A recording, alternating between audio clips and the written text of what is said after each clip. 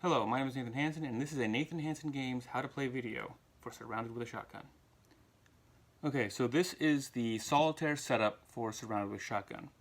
There are also alternative boards for 2, 3, and 4 player games, but the mechanics are no different for solitaire games, so I'm going to stick to that for this demo. So the game is set up. You should have a standee for your characters, and solitaire only one, in one of the rooms on the board, in the building on the board. You can choose whichever one you want at the beginning. The hoodlums, and there are a variety of colors, and the number of colors you use depends on the player count. In a solitaire game, you use 2 colors of hoodlums. The hoodlums get placed at every location that has a letter next to it. These are the spawn points. If on the higher player count boards, if there's multiple letters on a location, you would place multiple hoodlums. Okay, but once they're all placed, the game's ready to begin, and you start the game by flipping one card. And you carry out stuff on the card first you do the spawns, then you do the advances, then you get to take your actions. So starting with the spawns, we have E, A, and B, and we would spawn in that order. So all locations that have an E would get a hoodlum. And the solitaire board, there's only one. Then the A, and then the B. And the order matters mainly in the late to mid game because you might run out of tokens. So you'd have to do all the E's first before the A's, etc. Okay, the next thing that happens is we advance, and we're going to look at the C and the D points, and anything along the path that they would follow will advance. So he advanced here, and the D's, D's likewise advance. All right. Once that's done, now you have player actions. So the player has 4 types of actions that they can take. The first action is basically that they can move to any other room in the building, and that takes 1 action. It doesn't matter. You don't have to move to adjacent rooms. You can just move to any other room in the building. That's for 1 action. The second action you can do is you can place a barricade, and that's this token here. You get 1 of these per player, and you can place it at one of the entrances. Once it's placed, it will block 2 total advances into the building from actually happening. So as an example, if this guy was here and he advanced, he would move onto it, and then he would get pushed at the end of the movement phase. He would get pushed off. All right. The third thing that you can do is you can shoot an enemy or stack of enemies. So you would look at, from the room you were in, you could look at the color of the different spaces, and if they match, you can shoot into that space. For example, from this room, because it's an orange room, I could shoot at this stack here because half of this target is orange. Same thing here, I could shoot at this stack. It's only a stack of 1, but I could shoot at either of these. So this is a good spot right now to hit a lot of stuff. But you'll also notice that there's 2 types of targets. One target type doesn't have a border and one does. Essentially, that's the range mechanic. So if they're closer, they get an extra little border around it.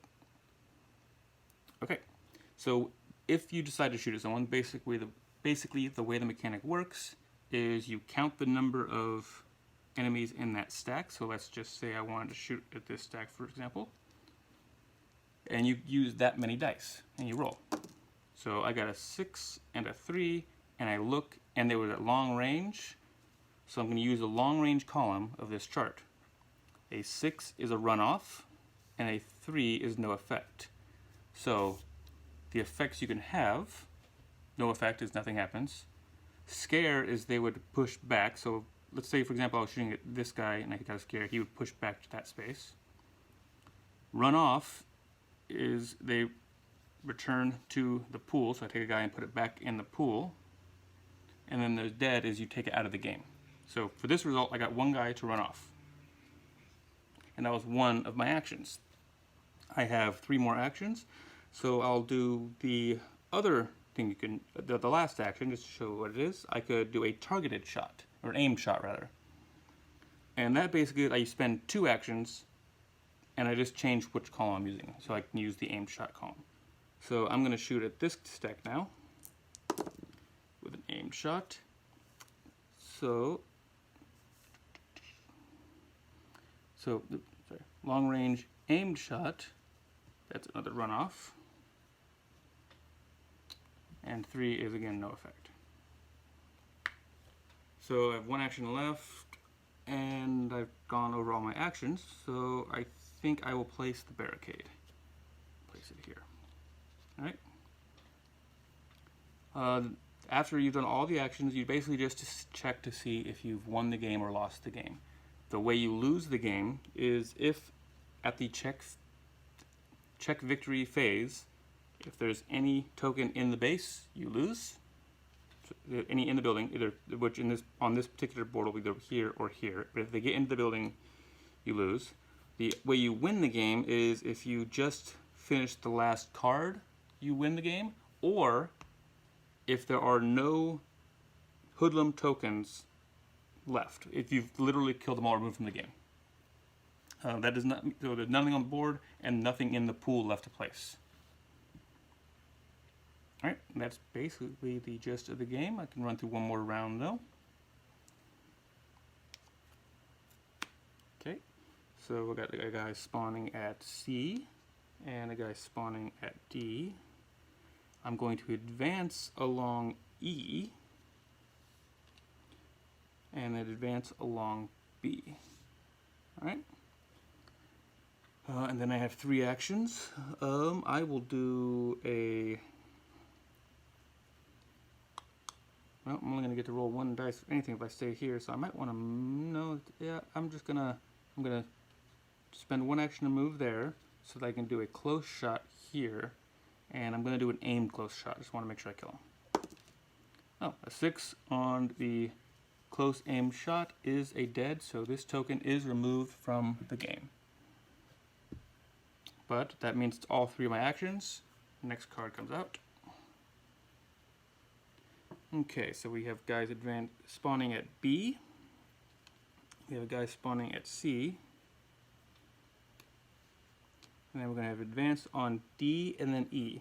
Now in this case, because there's multiple guys along this path, they're all going to advance. So that's D and then E. Alright. And then 3 actions. Well, I'm going to do an aim shot at him because he's getting close. Ooh, that's not that good. Close range. Aim shot 2 with no effect. And I'll do a regular shot. Oh, that's also going to be no effect. Okay. That was a terrible turn. Next card. Okay, we have guys spawning on E and on A, and then advancing on D and then E. Okay, so this is bad. Because first thing we're going to advance on D, so he's going to move here and here. And then going to advance on E. But now this guy that just was on D just moved into E. So he's going to advance into the building. And I have to take care of him with these 3 actions or I lose the game. So, you can always shoot into an adjacent room. But I only have 3 actions. I'm considering, I'm going to move in for an action and do an aimed shot. Now, and I lost the game. Because I'm not able to kill him out of actions. We get to the check victory, and he's in building, so I have him overrun. That was an incredibly fast game. But that does give you the gist of how surround shotgun works. Thankfully, it's also really, really fast to reset up. So...